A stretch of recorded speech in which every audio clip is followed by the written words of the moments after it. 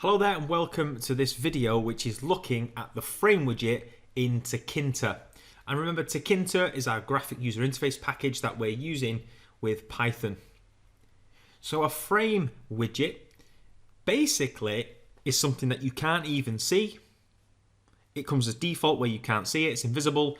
But what you can do is you can assign the other widgets we've looked at, like entry boxes and labels and buttons. You can assign all those widgets to a frame element. And consider it like grouping widgets together in a logical way. So what we're going to do is we're going to jump straight in and we're going to start to create some frame elements. So when you create a frame, we're going to create the name of the variable like so. And then we're going to use tk.frame. Don't forget the capital letter. So tk frame. Then what we're going to do is we're going to create a label in here. Label underscore a equals tk.label. Now that, at the moment, these are two widgets that are not related together. In order for me to connect the label widget and put it inside the frame, I'm going to say the master of the label belongs to frame underscore a. So it says inside frame underscore a, you're going to have label a. I'm going to put some text in there as well. So text is going to say, I'm in frame A. And obviously, missed the equal symbol out. And obviously now, this isn't going to display anything because I've not packed anything in yet. So what I need to do is I need to say label.pack.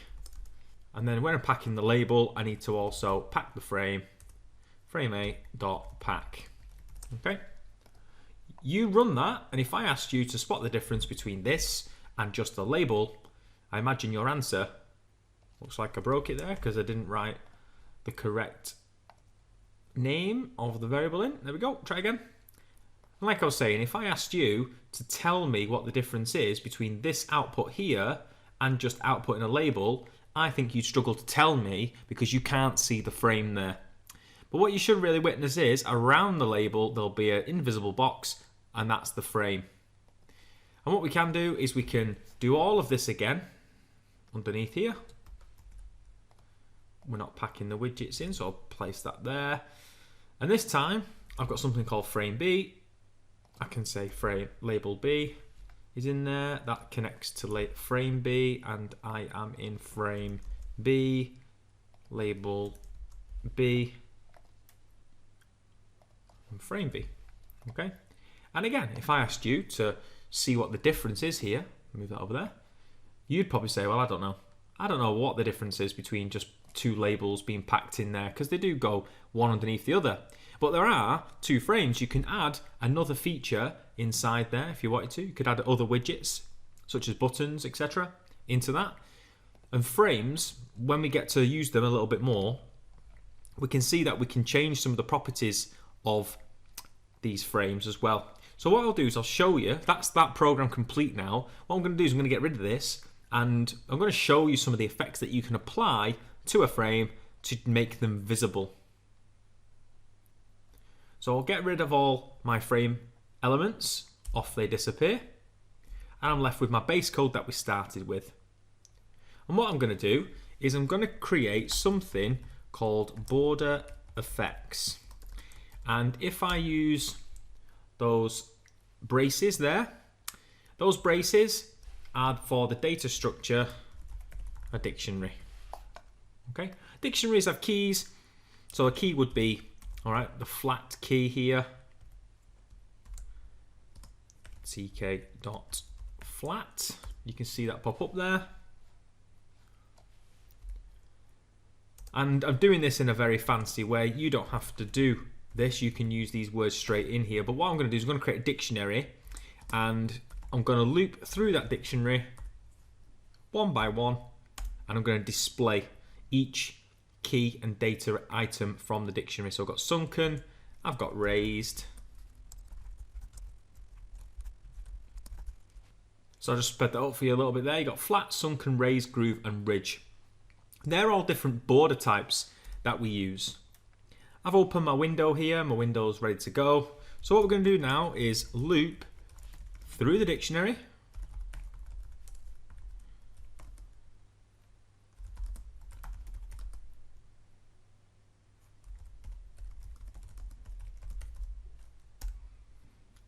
Look through the dictionary and produce labels in frames. So what I'll do is I'll say for, call these reliefs. Okay, I just want to print these out for you so you can see what's going on here. For relief name, comma, relief in border effects, which is the name of my dictionary, items. So let's have a look at what happens here then. So you'll see there's my Tkinter window.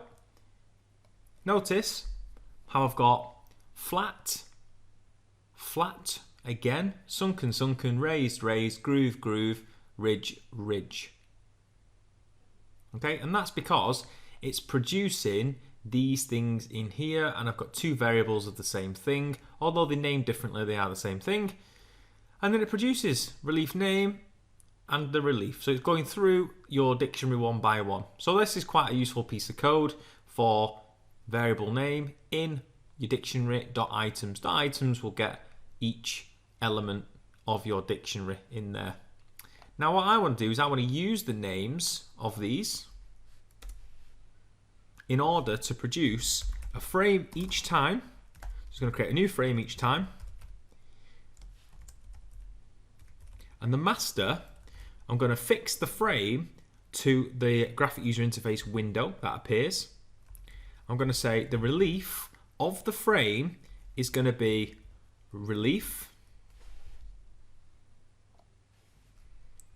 And then the border width is going to be 5, so you can clearly see it.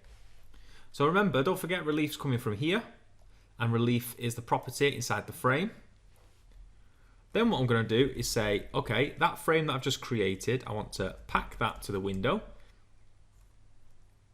Side equals tk dot left. And you've not seen this before, but we're going to investigate what this left does in a second. And don't forget, if I wanted to get rid of the left, I could say right, for example. So that's quite self-explanatory. You'll probably be able to work out what that does. Label equals, let's create a label. And now this label, so I want each frame to have a label inside it, and the label is going to have its own text in it. And it's going to say, let's assign this to the master to the frame first. So we put the label inside the frame. The frames are inside the window, all off to the left-hand side. And then I'm going to say text equals relief name. So I want the label to have the text inside it that says flat, sunken, raised, groove, and ridge. Okay, every time it creates a label, please pack the label in for me. So what you're going to see is 1, 2, 3, 4, 5. 5 frames, because this is a loop that happens 5 times. 5 frames, 5 labels, all packed together, but with not much code. That's why I put it in a for loop. Otherwise, I'd have frame, frame, frame, frame, frame, frame 5 times. I'd have label, label, label, label, label 5 times, pack, pack, pack, pack, pack 5 times. So this is just a little bit more efficient. And if I show you what this does, let's put it side by side. There you go. Just move this out for a second. So that's what we've got. They're not buttons, they're frames, remember? So they don't do anything, you can't click them. But this is the relief. Flat has no visible effect.